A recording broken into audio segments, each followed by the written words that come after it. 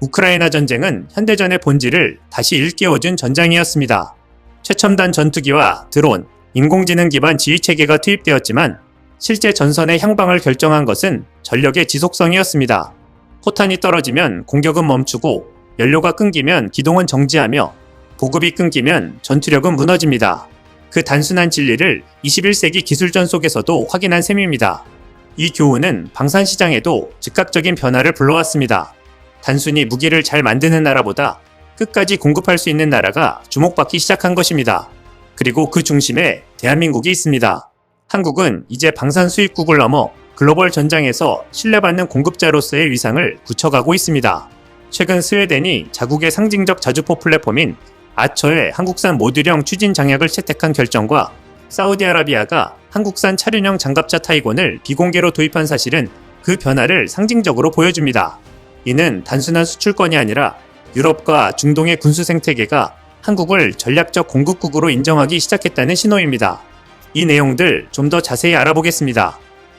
스웨덴은 전통적으로 방산 자립도가 높은 나라입니다. 포병, 전투기, 함정, 통신장비 등 핵심 무기체계를 대부분 자국 기술로 유지해왔습니다. 그러나 이번에 그들이 자국산 장약 대신 한국산 모듈형 추진 장약을 선택했다는 것은 단순한 가격 경쟁력 이상의 함의를 지닙니다.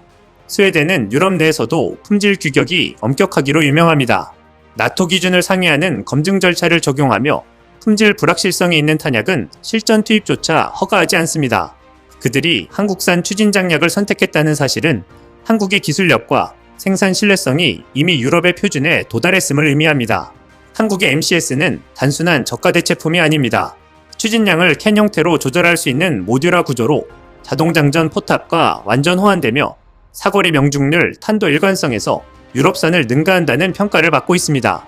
여기에 둔감화 기술을 적용해 폭발 안전성을 강화했고 내구성과 저장 수명까지 개선했습니다. 나토 호환성 테스트에서도 합격 판정을 받으면서 스웨덴 국방부의 검증 절차를 통과했습니다. 이 결정은 기술적 평가 이상의 전략적 파급을 가집니다. 유럽은 오랫동안 탄약 주권을 유지하려 노력해왔습니다. 하지만 러시아 우크라이나 전쟁 이후 탄약 소모가 폭증하자 유럽의 생산 능력은 공급 수요를 따라가지 못했습니다. 이 공백을 메운 것이 바로 한국입니다. 스웨덴의 선택은 유럽이 자존심을 내려놓고 실질적 전력 유지의 관점에서 한국을 선택한 첫 사례로 기록됩니다. 한국의 MCS 수출은 단순히 납품으로 끝나지 않습니다. 스웨덴은 이미 한국 기업과의 현지 조립 생산 협력을 논의 중이며 이는 곧 유럽 내 탄약 공급망의 구조적 변화를 의미합니다. 그동안 유럽은 프랑스, 독일, 노르웨이 등 일부 국가의 독점적 생산 체계에 의존해왔습니다. 그러나 이들은 생산 속도가 느리고 단가가 높았습니다. 반면 한국은 고품질을 유지하면서도 납기 신뢰성이 압도적으로 높습니다. 코로나 팬데믹과 우크라이나 전쟁으로 공급망이 무너졌을 때도 한국은 단 한 번도 납품 지연을 일으키지 않았습니다. 이제 유럽 각국은 자국 내 생산과 별개로 한국형 표준을 도입하며 다변화를 모색하고 있습니다. 한국산 탄약은 나토 내부에서 비유럽 국가 최초의 대체 표준탄으로 검토되고 있으며 이는 장기적으로 유럽의 탄약 조달 구조를 근본적으로 바꿀 수 있습니다. 결국 한국은 단순히 물건을 파는 나라가 아니라 공급망의 일부로 편입된 유일한 비유럽 국가가 되고 있습니다. 스웨덴의 사례가 산업적 전환이라면 사우디아라비아의 사례는 전략적 진출에 가깝습니다.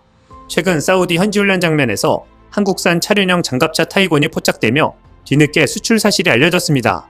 공식 발표 없이 조용히 진행된 이 계약은 규모보다 전략적 의미가 더 큽니다. 사우디는 그동안 미국, 영국, 프랑스 등 서방산 장갑차를 운용해왔습니다. 그러나 이들 장비는 고온 사막 환경에서 잦은 정비 문제를 일으켰고 유지비가 과도했습니다. 반면 타이곤은 수출형 맞춤 설계를 통해 현지 운용 환경에 최적화되어 있습니다. 타이곤은 8륜 구동 기반의 차륜형 장갑차로 지뢰 방호 구조와 원격 무장 통제 시스템을 기본 탑재합니다. 또한 다연장 로켓 등 화력 시스템과 연동 가능한 지휘 통제 기능을 수행하며 고속 이동 중에도 사격 통제가 가능합니다. 무엇보다 고객 맞춤형 패키지 수출이 특징입니다. 고객의 예산과 작전 환경에 따라 장비 구성, 통신 체계, 센서, 추가 장갑 등을 선택할 수 있어 기존 서방 무기 체계가 보여주지 못한 유연성을 보여줍니다. 사우디의 비공개 수출은 단순한 비밀주의가 아닙니다. 중동은 군사 외교적 균형이 민감한 지역입니다. 어느 나라에 무기를 도입하느냐가 곧 외교적 선택으로 해석되기 때문에 공개를 꺼리는 경우가 많습니다. 그러나 이번에 현지 훈련 영상에서 확인된 타이건의 존재는 한국 무기가 이미 사우디의 전력 재편 계획에 포함되었다는 것을 의미합니다. 특히 이 장비가 단순 보병 수송용이 아니라 다연장 로켓 운용 지휘 차량으로 배치된 점은 주목할 만합니다. 이는 단순한 전술 장비가 아니라 지휘 체계의 일부로 통합된 사례입니다. 한국 무기가 부품이 아니라 체계로서 받아들여지고 있다는 증거입니다. 타이건 수출의 가장 큰 강점은 패키지형 수출 전략입니다. 단순히 완제품을 판매하는 것이 아니라 현지 생산, 기술 이전, 정비 훈련까지 묶은 통합 패키지를 제안하는 구조입니다. 이 모델은 과거 서방 방산업체들이 구축해온 종속형 구조와 다릅니다. 한국은 기술 이전과 부품 조립, 현지 정비소 설립까지 허용하며 상대국이 스스로 운영할 수 있도록 돕습니다. 이는 구매국의 자존심을 지키면서 신뢰를 쌓는 방식입니다. 사우디는 단순한 장비 구매를 넘어 향후 600에서 900대 규모의 교체 사업을 추진 중입니다. 한국은 이 시장에서 중국, 터키, 유럽 업체들과 경쟁하고 있지만 현지화된 패키지 구조로 경쟁 우위를 점하고 있습니다. 실제로 사우디 국방부 내 일부 관계자들은 한국의 제안 방식을 실질적이고 신뢰할 수 있는 동반자 모델로 평가했습니다. 이번 사례들의 공통점은 한국이 단순히 무기를 판매하는 것이 아니라 산업 생태계 자체를 수출한다는 데 있습니다. 한국 방산기업들은 이미 중동, 동유럽, 아시아 각국의 현지 정비훈련 조립시설을 확장 중입니다. 이는 단순한 수출이 아니라 지속 가능한 군수 네트워크의 구축입니다. 이런 모델은 세 가지 장점을 가집니다. 첫째, 공급 안정성입니다. 현지 생산을 병행하면 국제 정세나 해상 운송 리스크를 최소화할 수 있습니다. 둘째, 비용 효율성입니다. 단순 완제품 수출보다 장기 유지 정비 계약을 통해 안정적 수익 구조를 확보할 수 있습니다. 셋째, 외교적 영향력입니다. 무기 체계의 유지 보수와 부품 공급은 곧 안보 협력의 지속성을 의미합니다. 즉, 한국은 방산 수출을 통해 안보 외교를 수행하고 있는 셈입니다. 이제 한국 방산의 경쟁력은 단순한 성능이 아니라 체계력으로 진화하고 있습니다. K9 자주포, K2 전차, FA50 전투기, 천국 미사일, 그리고 이제 MCS와 타이곤까지 이들 무기는 단일 장비가 아니라 지속 가능한 전력 생태계로 묶여 수출되고 있습니다. 한국형 무기 체계는 나토, 중동, 동남아 등 서로 다른 표준 환경에서도 호환성을 유지하며 수명주기 관리 체계를 완비하고 있습니다. 이는 방산 선진국만이 구축할 수 있는 구조입니다. 이러한 변화는 한국이 무기 제조국에서 전력 파트너국으로 이동하고 있음을 보여줍니다. 앞으로의 전쟁은 총알보다 공급망이 승패를 가릴 것입니다. 미국과 유럽이 이미 탄약 공급 연합체를 구성하는 이유도 여기에 있습니다. 한국이 유럽과 중동의 탄약 장비 공급망에 동시 편입된다는 것은 곧 전시 조달 체계의 핵심 노드로 자리 잡는다는 뜻입니다. 이제 한국은 세계 어느 전장에서든 전투 지속성의 신뢰 자원으로 인식되고 있습니다. 스웨덴의 MCS 선택은 기술 신뢰의 증명이고 사우디의 타이건 도입은 전략 신뢰의 증명입니다. 두 사례는 결국 같은 결론으로 모입니다. 한국은 만들 줄 아는 나라가 아니라 끝까지 책임지는 나라가 되었다는 것입니다.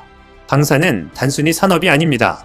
그것은 국력의 표현이자 외교의 언어입니다. 한국은 전장에서 검증된 기술과 함께 책임, 납기, 유연성이라는 보이지 않는 무기를 갖춘 나라입니다. 이제 한국의 방산은 단순한 산업이 아니라 국가 전략의 첨단 외교 플랫폼으로 자리 잡고 있습니다. 한국이 방산 4대 강국으로 도약할 날도 머지 않았습니다. 이상 시온TV였습니다.